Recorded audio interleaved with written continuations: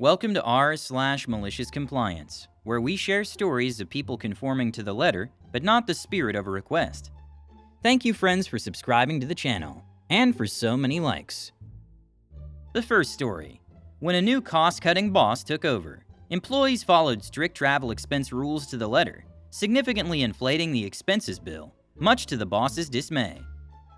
The second story.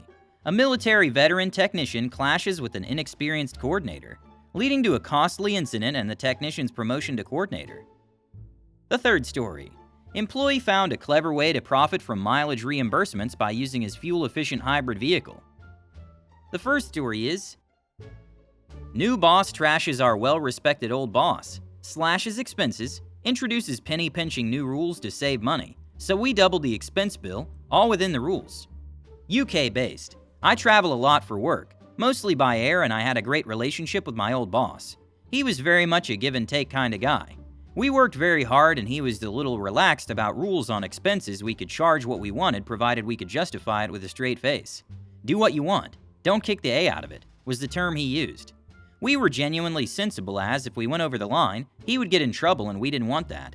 We all genuinely liked and respected him. He retired, and a new boss took over who was a stickler for the letter of the rules, and set out his vision that we were too lax, too expensive, and he was going to cut costs and make us leaner, cheaper, and more productive.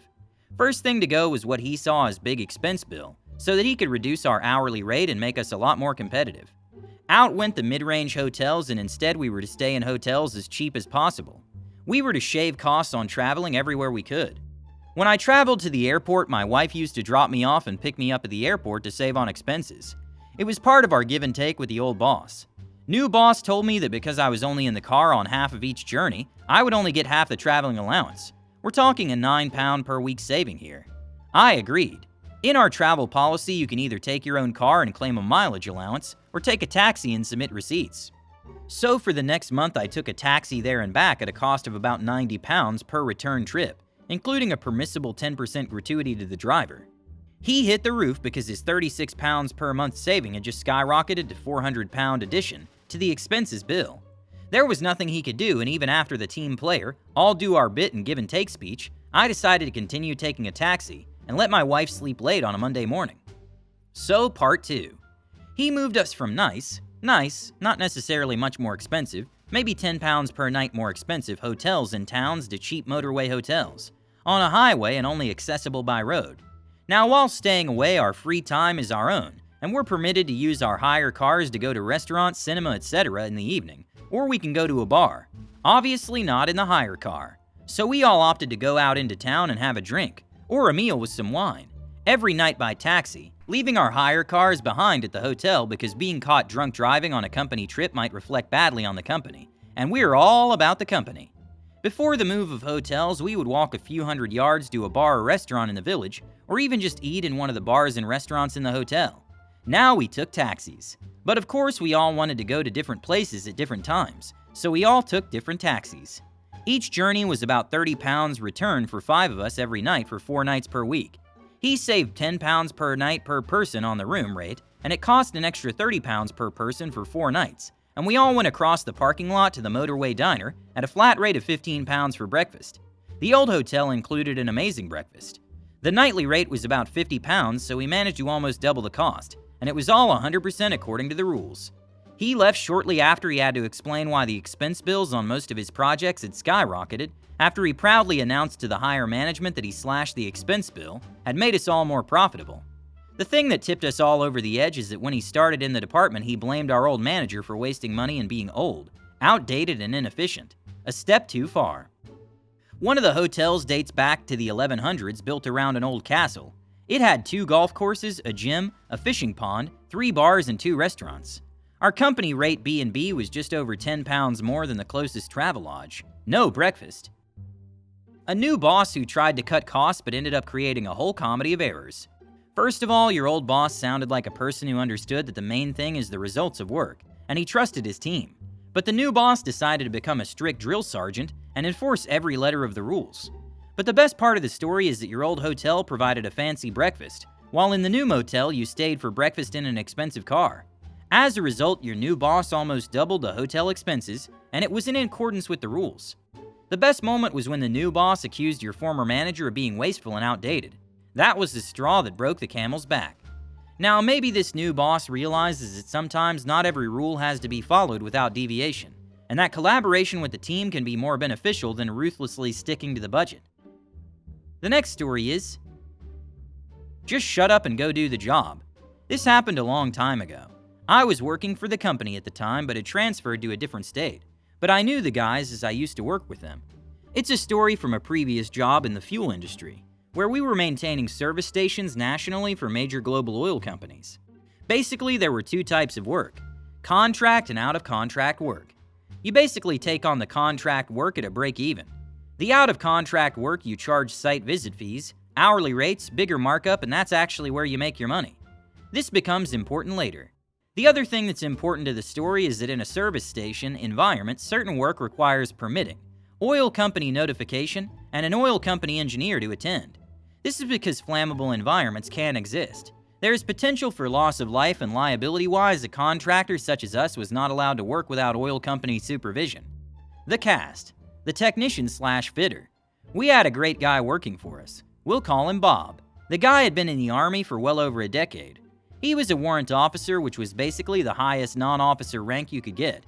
He knew his stuff, technically and managerially. And when he left the military and went back to the tools and civilian life, I'd imagine it must have been hard. What I've found with ex-military, especially non-officer, people, is that they are big on chain of command and understand how to manage up, as they would often be in the position of trying to get things done without necessarily having the rank to order people to do things. You see this in so many of the officer versus enlisted stories. Maybe I'm wrong and biased, but I have a lot of time for military people. The work coordinator, let's call her Karen. The 20-year-old put into the position had delusions of adequacy. She had no idea of what the jobs entailed, prerequisites, permitting, or even the equipment required. So she was put in charge of a team of technicians and fitters. Now her job was to issue the work to the team, meet SLAs for the oil companies, and to make sure the team had what they needed, etc., and liaise to get engineers when required. Now, if I've been put into a job I know jack about, my approach would be to listen to those doing the work, even try and spend a day on the road and generally be humble enough to know I didn't know it all. Work in with your team and they'll help you and cover your back. That wasn't her approach. I didn't see the coordinator role as superior to the guys on the road. I think she did. Needless to say, she didn't endear herself to her team. The incident.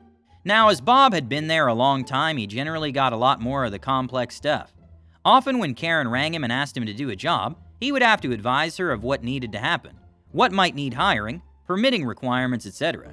This may have been frustrating for both parties, but Bob was smart enough to keep things cordial. It might have affected SLAs for Karen, who may have overpromised at times without understanding the complexity of the job. Given he was talked down to a lot, I don't necessarily think her SLAs were his highest priority. Anyway, one day Karen had peeved Bob off and Karen was having a bad day. A job came in that involved welding on a service station. This meant engineers, gas testing, permitting, etc. So Karen rings Bob and issues the job. Bob then says, "You're gonna need to..." Karen interrupts and says, "Just shut up and go do the job," and slams down the phone.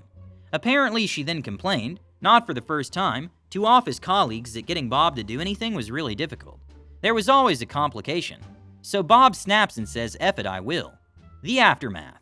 Now, Bob is no idiot. He knew the engineers, knew the process, and I couldn't see him blowing himself up for anyone. So how the relevant oil company engineer accidentally shows up on site as he is about to do work in breach of safety regulations can only be guessed at. The engineer certainly indicated that it was random. So now all hell breaks loose. Upper management are summoned and torn a new a-hole, but that was just the beginning.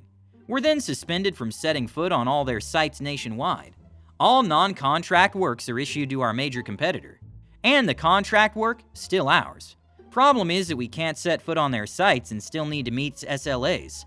We then have to pay our major competitor to attend the sites, to do our at-cost contract work at their out-of-contract rates. So I can't remember whether it was 3 or 6 months that we were prevented from going to sites. Certainly it was enough for the message to get through. Well, Karen got her A kicked severely, but to his credit, the boss kinda realized that there was a bit more to work coordination than a cheap 20-year-old could handle. The boss was peeved and lost a hell of a lot of money. Bob wasn't really popular with the boss, but knew he was complying with an order and had nothing on him. Eventually, there was a new coordinator appointed, Bob. It seems that Karen, having been promoted to the new coordinator position, was not willing to listen to her team and learn from experienced employees who had to do complex and responsible work. In her interactions with Bob, she showed her incompetence and disrespect, which led to unpleasant consequences. The consequences for the company were quite hilarious, including the cancellation of access to all their facilities across the country, and additional financial losses due to the forced involvement of competitors to perform contract work. Bob was determined to show that he could get the job done if asked to, just do his job, even if it meant breaking safety rules and regulations. But with all due respect, it looks like the boss himself was not without fault. He tried to save money by assigning a cheap and inexperienced administrator to a task that was beyond his competence. You see, it cost him a huge amount of money. The managerial idiocy is striking again. The third story is, no more pool cars? Okay then. I used to work for a company that had multiple mini offices all over the country, which as the central IT function we had to support as best we could. Sometimes this meant actually having to visit the site. When I first joined, there were a bunch of pool cars available for these visits. Usually anyone with a company car had them on a 3-year lease. If the person left the company before those 3 years were up, it was cheaper to keep hold of the car and use it for ad hoc requests until the lease term was up. This worked absolutely fine, until our parent company decided to take more of an interest in the day-to-day running of the company, rather than just owning us and being happy to take all our profits as they had previously done. This resulted in an edict that all leased cars were to return to the leasing company upon that staff member leaving, regardless of the early contract break cost, to save money. I wasn't directly involved in this part, but I heard that some that only had 6 months to run, say, cost the company nearly twice as much to cancel early than it would have done to pay the remaining months on the lease. This meant that we no longer had pool cars available. 2 options were presented to us. We could add business use to our own personal car's insurance policies, and the company would pay for the extra cost on the insurance, and 45 pence per mile driven for the company. Or they would get us a hire car. For the first trip I did, I chose the latter option. They gave me a top-of-the-range Volvo Saloon. Absolutely lovely place to soak up motorway miles. I just had to claim the fuel costs back on expenses. Not as convenient as the fuel cards that came with the pool cars, but it was usually fine. I then realized I'd made a massive mistake. My car is a hybrid that gets great mileage. It can do 400 miles on the 30-liter tank, at the time roughly 35 pounds to fill up. I worked out that for every 35-pound tank I drove, the company would pay me back 180 pounds. I started volunteering for trips to the most remote offices.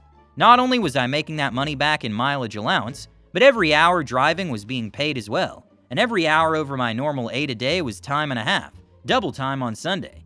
You better believe I had to drive to Edinburgh from Southampton on a Sunday so I could be there first thing Monday morning to fix their issue.